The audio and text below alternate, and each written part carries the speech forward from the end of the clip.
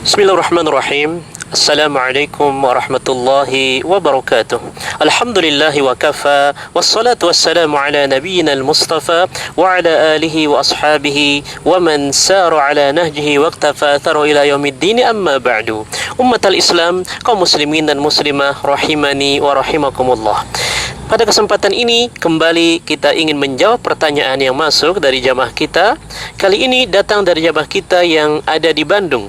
Pertanyaan yaitu, Ustaz, bagaimana jika wanita yang nipas atau wanita yang haid suci di waktu sudah masuk waktu asar, seperti jam 4 atau jam 5, apakah dia wajib mengqadha salatnya, yaitu salat asar saja, ataukah harus mengqadha salat zuhurnya juga? Atau wanita yang haid atau nipas suci di waktu isya, ya, seperti umpamanya jam 9 malam atau jam 10 malam, ya, atau jam 12 malam, dia suci dari haidnya atau suci dari nipasnya, apakah dia hanya wajib mengqadha salat isyanya saja atau harus mengqadha salat maghribnya juga? Maka mudah-mudahan pertanyaan ini juga bisa mewakili pertanyaan-pertanyaan dari kaum muslimat yang lainnya, karena ini pertanyaan yang sangat penting bagi wanita-wanita yang haid atau yang nipas ketika suci. Hendaklah ia memperhatikan perkara ini. Barakallahu fi kepada jamaah kita yang ada di Bandung. Maka jawabannya adalah bahwa perkara ini khilaf antara para ulama, namun jumhur ulama, mayoritas ulama, bahkan keumuman para ulama, bahkan ijma' para sahabat, ia mengatakan bahwa wajib juga ia mengqadha salat zuhurnya apabila ia suci, ya, di waktu asarnya, atau wajib ia mengqadha juga salat maghribnya apabila ia suci dari haidnya atau nipasnya di waktu isyaknya. Apa sebab? Karena zuhur dan asar ini adalah dua waktu yang bisa dijamak. Begitu pula maghrib dan isya adalah dua waktu yang bisa digabungkan, bisa dijamak. Maka dia dikiaskan wanita yang haid atau wanita, ya, yang nipas itu seperti orang musafir atau seperti orang yang sakit. Yang mana orang yang musafir atau orang yang sakit, ketika ada uzurnya, maka ia bisa menggabungkan antara zuhur dan asarnya, atau bisa juga menggabungkan menjamak antara maghrib dan isyaknya. Sehingga mayoritas ulama, ya, jumhur ulama, bahkan ijma' para sahabat seperti Abu Hurairah, ya, Abdurrahman bin Auf, ya, kemudian Ibnu Abbas dan para sahabat yang lainnya, ya, dan juga para ulama-ulama yang lainnya sepakat bahwasanya wajib juga ia mengqadha zuhurnya, ya, apabila ia suci di waktu asarnya, atau wajib mengqadha juga maghribnya apabila ia suci di waktu isyaknya. Adapun subuh, ketika ia suci sebelum tulu'ul fajar, ya, maka cukup ia mengqadha subuhnya saja. Ummatal Islam, maka perkara ini, ya, memang perkara khilaf, namun ketika kita mengambil pendapat jumhur ulama, mayoritas ulama, maka seorang wanita, ya, yang harus diperhatikan oleh seorang wanita yang sedang haid atau nipas, maka apabila nanti ia suci, ya, di waktu asarnya, ya, umpamanya jam 5 sore dia suci, maka ia bukan hanya mengqadha asarnya saja, melainkan ia wajib juga untuk mengqadha zuhurnya dan juga asarnya, ya, karena dua-duanya ini adalah sama waktunya, itu siang hari dan bisa dijamak, ya. Begitu pula ketika ia suci di malam hari, ya, umpamanya di waktu isya atau jam 8, jam 9, ya, atau mungkin di waktu jam 11 malam dia suci dari haidnya atau nipasnya, maka ia juga wajib, ya, mengqadha, ya, salat maghribnya dan kemudian isyaknya.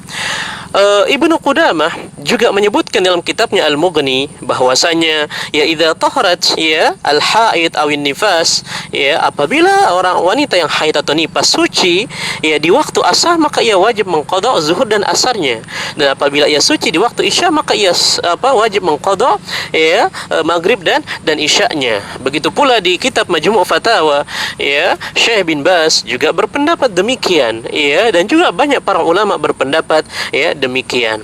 Adapun, ya, Syekh Utsaimin rahimahullah berpendapat bahwa tidak wajib, ya, tidak wajib mengqadha zuhurnya.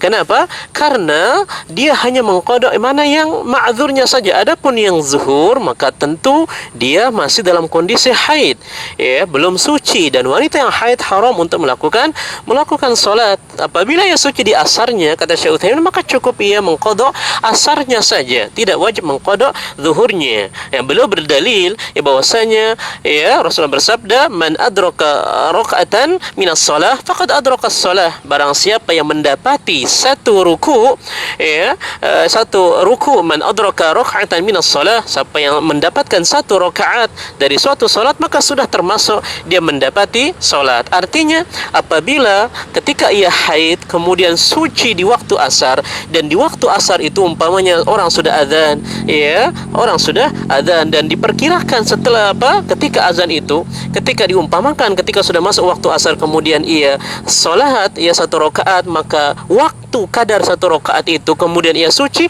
maka sudah termasuk mendapati salat. Wajib ia mengqadha asarnya saja, wajib mengqadha asarnya saja. Beliau juga membawakan dalil bahwasanya man adraka raka'atan minal asri faqad adraka al-asr. Barang siapa yang mendapati satu rakaat dari waktu asar, maka ia berarti mendapati salat asar. Dan Nabi tidak menyebutkan wajib untuk mengqadha zuhurnya. Maka ini pendapat Syekh Utsaimin rahimahullah taala bahwa wanita yang haid apabila suci di waktu asarnya tidak wajib mengqadha zuhurnya, atau apabila ia suci di waktu isya'nya maka tidak wajib mengqadha isya'nya, tidak wajib mengqadha isya'nya. Wallahu taala alam.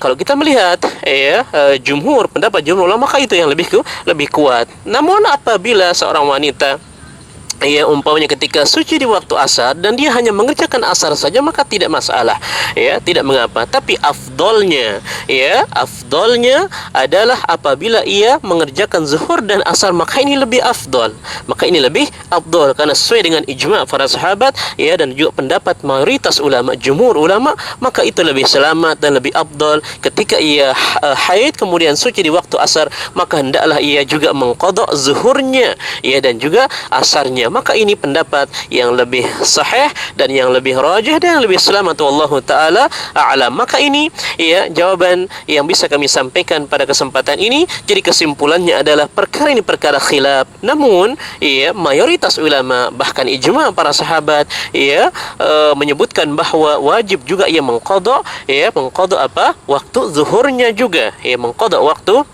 zuhurnya. Maka itu tentu lebih selamat dan lebih afdal. Ini yang bisa kami sampaikan jawaban jamaah kita yang bertanya di Bandung. Mudah-mudahan bisa dipahami, dan mudah-mudahan wanita yang lainnya yang juga memiliki pertanyaan yang sama, yang serupa, maka mudah-mudahan juga bisa mewakili jawaban dari pertanyaan-pertanyaan yang seperti ini. Maka mudah-mudahan bermanfaat. Dan bagi saudaraku, saudariku, kaum muslimin dan muslimah dimanapun berada yang ingin bertanya seputar hukum syariat agama Islam, maka boleh melayangkan pertanyaan di nomor WhatsApp di 0819923636. Ini yang bisa kami sampaikan, kurang lebihnya kami mohon maaf. Barakallahu fiik, wabillahi taufiq wal hidayah, wa ma taufiquna illa billah. Wassalamu alaikum warahmatullahi wabarakatuh.